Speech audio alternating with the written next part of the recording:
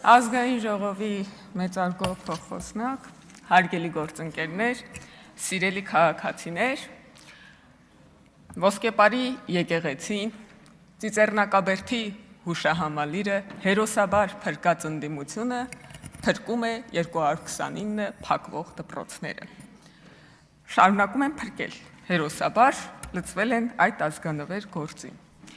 Ես առաջարկ ունեմ, սիրելի ընդդիմադիր գործընկերներ, եկեք սեպտեմբերի 1-ին գնանք այդ փակված դպրոցներ։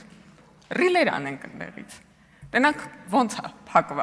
փակվել այդ դպրոցները։ Եկեք միասին գնանք, տեսնենք ինչա կատարվում դպրոցներում։ Կգա սեպտեմբերի 1-ը կտեսնենք։ Տիկին Գրիգորյան, ձեր տեղեկությունը սխալ է, ընդունվող ուսանողների քանակի կապակցությամբ 2021 թվականին դրանց թիվը եղել է 9700, 2024-ին 10720, 2025-ին 10992, հետևաբար աճի տենդենս կա, ոչ թե հակառակը։ Դպրոցների վերաբերյալ, ժողովուրդ, ես ուզում եմ իրար հետ անկեղծ լինենք եւ իրար ոնց որ քաղաքական դիվիդենդներից անդին տեսնենք ինչ խնդիրներ ունեն մեր դպրոցները։ Հայաստանում, Երևանում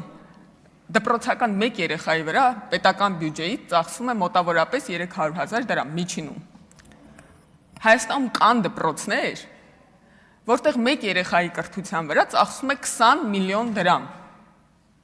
Ժողովուրդ, եթե այդ 20 միլիոն դրամը վերցնենք տանք այդ երեխայի ծնողին, ասենք գնա զբաղվի այդ երեխայի կրթությամբ, իրանց գյուղի դպրոց կտանի,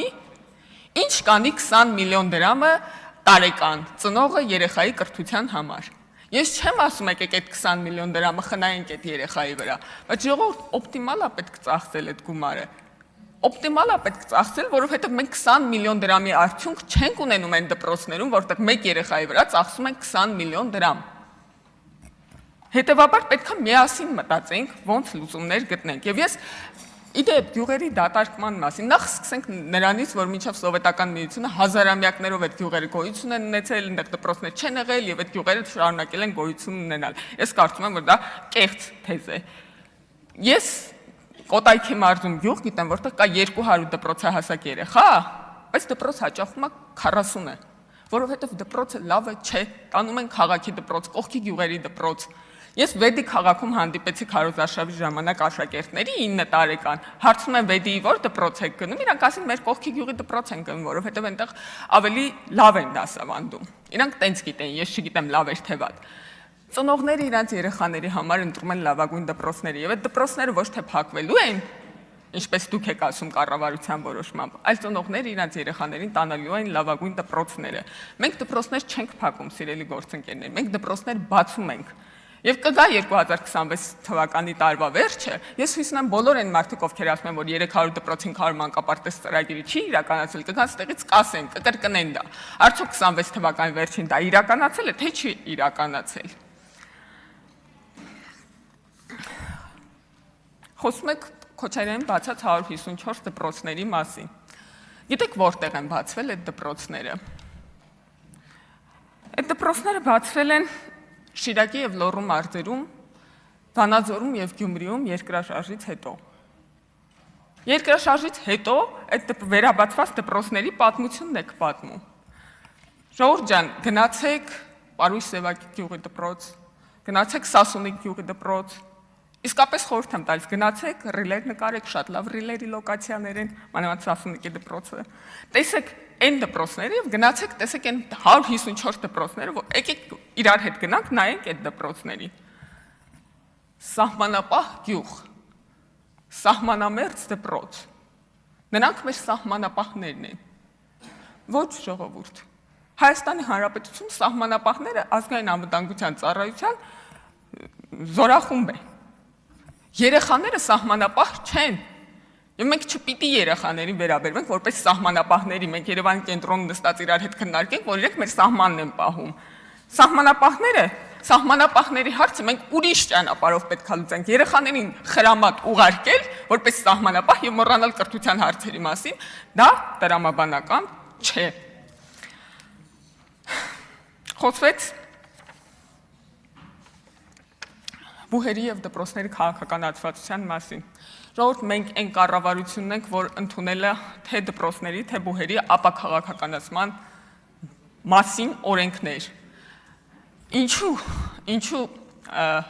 ուժի մեջ պետք է մտնի ավելի ուժ, պարոն Հարությունյան կբացատրի, որտեղ սահմանադրությունը հետադարձության ուժ չի ենթադրում գործողների համար։ Այո, խոշորացված բուհերում է ուժի մեջ մտնելու ապաքաղաքականացվածությունը, այո, եւ ես հույս ունեմ, որ դուք կօգնեք մեզ այս ծրագրում, որովհետեւ մենք ուզում ենք ապաքաղաքականացված բուհեր ունենալ դպրոցների մասին։ Ասում եմ, դպրոցներում դասատուները վախենում են քաղաքական հայացք արտահայտել։ Բայց ձեր ցուցակներում դասատուները ինչ գործ ունեն։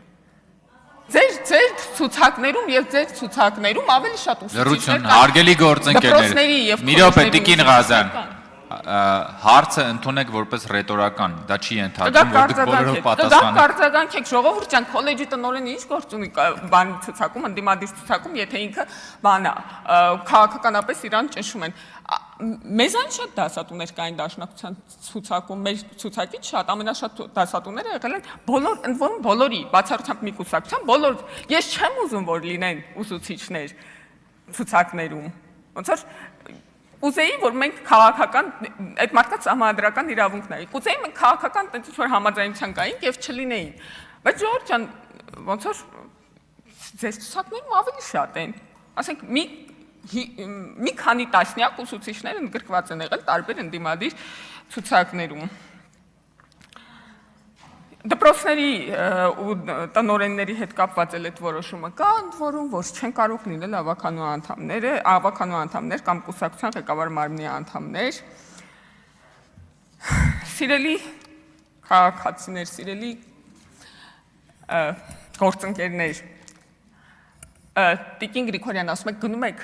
գյուղեր, ձեզ ասում են այդ դպրոցների մասին, ասում են փակվում են։ Մենք էլ ենք գնում գյուղեր։ Իդեպ մեզ էլ են մոտենում ասում։ Գիտեք ինչի, որովհետև ոնց որ ձեր հարցազրույցներն ու ելույթներն են նայել։ Ճիշտ այնպես ինչպես հարցնում էին, այդ առողջապահության ապահովագրության ծրագիրը հունիսի 7-ից հետո ճիշտ է, որ չի լինելու։ Մեզ էլ են հարցում, բայց մեզ ավելի շատ շնորհակալություն են հայտնում։ Եվ ճիշտ է ասում Տիկին Մաթևոսյանը, այս պատմությունների հետևում մարդիկ են կանգնած։ Այս պատմությունների հետևում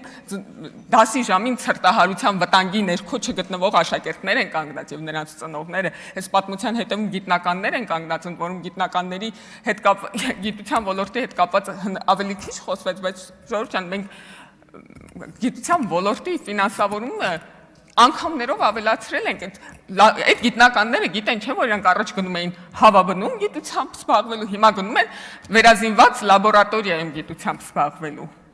Այս պատմության հետո մարզիկներ են կանգնած, պատմականորեն ամենաշատ մեդալները անցած տարի ունեցել Հայաստան եւ այս տարի կգերազանցի, որովհետեւ մենք մարզիկին փող ենք տալիս, ասում ենք գնա դու ուրիշ գործով մի զբաղվում, մենք քեզ աշխատավարձ կտանք ամեն ամիս մինչեւ 1 միլիոն դրամ։ Դու կգնաս միայն սպորտով կզբաղվես, գնա քո մարզասրա սպորտով կզբաղվես։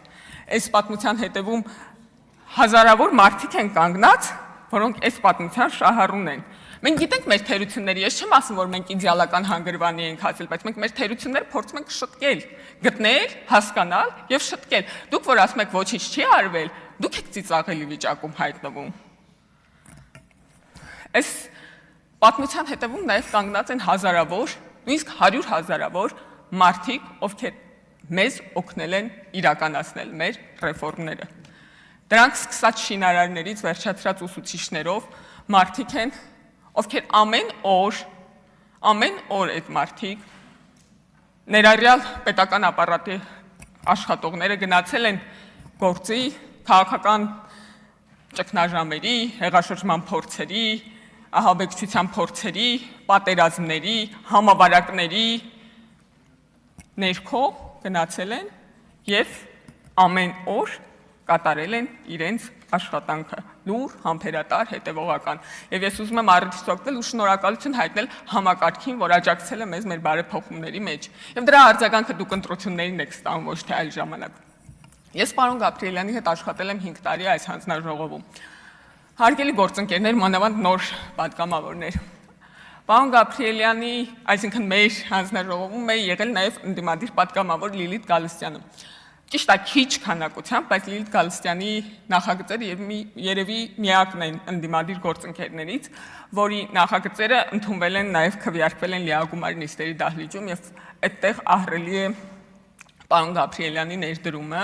որովհետև ինքը փորձել է կառուցողական լինել թե նախարարության հետ, թե ազգային ժողովի, խնդրում եմ 10 վայրկյան, թե ազգային ժողովի համոզել, որ կարողանանք լավ նախագծեր ստանալ նաև ընդդիմության հեղինակությամբ։ Հետևաբար ես առաջարկում եմ այս քվեարկությունը վերածել ոչ թե պարոն Գաբրիելյանի մասին քվեարկության, այլ այդպիսի աշխատանքի ոճի։ Ուզում եք մենք միասին ստեղծենք մեր երկրի խնդիրները լուծող, ոլորտի խնդիրները լուծող նախագծեր։ Այդ մշակույթին կողմ քվեարկեք, չեք ուզում, դեմ քվեարկեք։ Շնորհակալություն։ Շնորհակալություն եզրափակիչ ելույթի համար, ձայնը տրվում է Սիսակ